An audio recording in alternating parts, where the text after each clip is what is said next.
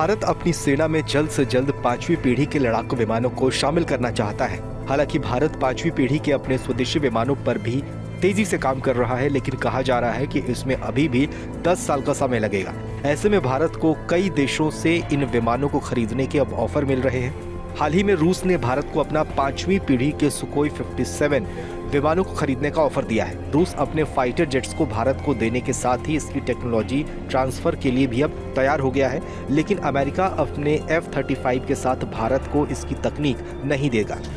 एक रिपोर्ट में यह भी बताया गया है कि अगर रूस के सुखोई 57 को भारत में बनाया जाए तो ये करीब $8 करोड़ अमेरिका के F-35 विमानों से सस्ता पड़ेंगे। ऐसे में सवाल ये है कि क्या सुखोई 57 को खरीदना भारत के लिए एक फायदे का सौदा होगा? क्या ये विमान युद्ध के मैदान में F-35 से बेहतर साबित होंगे? सुखोई 57 की बात करें तो ये 2600 किलोमीटर प्रति घंटे की रफ्तार से उड़ान भर सकता है। वहीं F-35 की स्पीड 1900 किलोमीटर प्रति घंटा है। सुखोई 57 में 12 हार्ड पॉइंट्स है तो वहीं F-35 में भी 12 हार्ड पॉइंट्स हैं। सुखोई 57 और F-35 दोनों ही 12-12 हार्ड पॉइंट्स के साथ आते हैं, यानी 6 अंदर और 6 बाहर हथियार इस पे लगाए जा सकते हैं। दोनों कई तरह के हथियारों को ले जाने में सक्षम है, लेकिन रूसी फाइटर जेट इस मामले में F-35 से आगे है। इसमें कई शॉर्ट, मीडियम और लॉन्ग रेंज के हवा से हवा में मार करने वाली मिसाइलें, गाइडेड एरियल बम भी लगाए जा सकते हैं, जबकि F-35 में सीमित हवा से हवा में मार करने वाली मिसाइलें और बम लग सकते हैं। सुखोई 57 में लगने वाली R-37M मिसाइल रूस की कटिंग एज टेक्नोलॉजी वाला हथियार है। यह हथियार F-35 की रेंज से दुगुना दूरी तक जाकर हमला कर सकता है। इसका इस्तेमाल रूस ने यूक्रेन के साथ जंग में बेशुमार किया है। Su-57 का स्टेल्थ सिस्टम बिना स्पीड कम किए और मैन्यूवरेबिलिटी को नुकसान पहुंचाए काम करता है। इससे कॉम्बैट में और बचकर निकलने में फायदा मिलता है। F-35 का फोकस ऐसे स्टेल्थ तकनीक पर है जो सिर्फ ग्राउंड अटैक में इस्तेमाल होता है।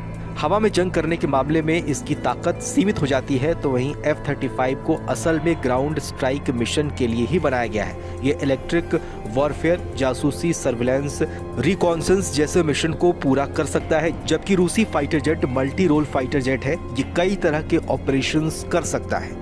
एयर सुपीरियरिटी से लेकर स्ट्राइक मिशन तक F-35 की कॉम्बैट रेंज 1239 किलोमीटर है। अधिकतम ये 50,000 फीट की ऊंचाई तक जा सकता है। तो वहीं Su-57 की कॉम्बैट रेंज 1250 किलोमीटर है। अधिकतम ये 66,000 फीट की ऊंचाई तक जा सकता है। Su-57 और F-35 दोनों ही सुपरसोनिक लड़ाकू विमान है, लेकिन F-35 के साथ सुपर क्रूज की एक सीमा है। वजह है इसका एयर फ्रेम।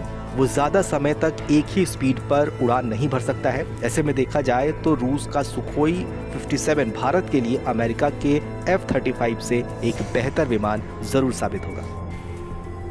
गर्मियों की छुट्टी होने वाली थी, मेरे पापा आने वाले थे, तो हम लोग सभी खुश थे। तो मैं एक बेड पे चढ़ के डांस कर रहा था, लेकिन वो पहले ही आ गए।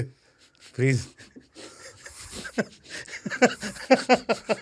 तो मैं उस समय तो कंटिन्यू नहीं कर सकता था ना, तो फ्रीज फ्रेम टाइप का हो कसम गया। पैदा कर